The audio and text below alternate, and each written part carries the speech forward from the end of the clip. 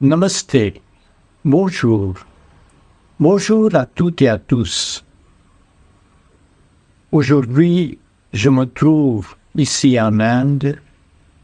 Quand je donnais des cours de yoga à la Bastille, dans un centre de yoga, géré par Dun Cereza. Et c'est là, pour la première fois, un monsieur très calme, physiquement un peu raide.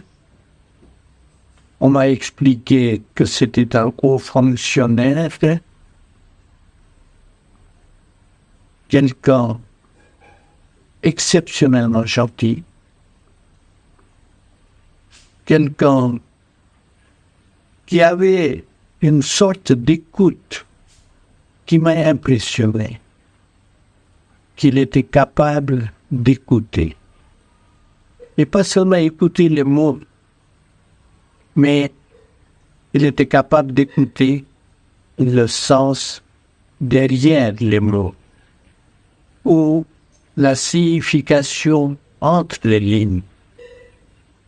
Ça m'a impressionné, cette sorte de talent que Thierry Godin possédait.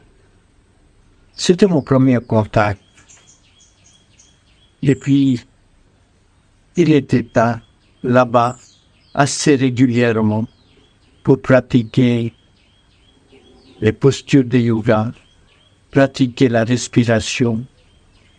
Et en même temps, mutuellement, tous les deux, on se sentait comme si il y a d'autres domaines, il y a d'autres fonctions qu'on va découvrir ensemble.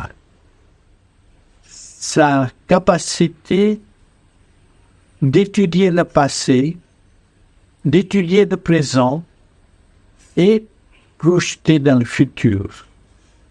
Quand dans les années 80-90, quand il nous disait que chacun va avoir un petit téléphone dans sa poche et on va pouvoir parler au monde tout entier, on avait presque des sourires, parce que on avait des téléphones où on tournait en rond et en rond. De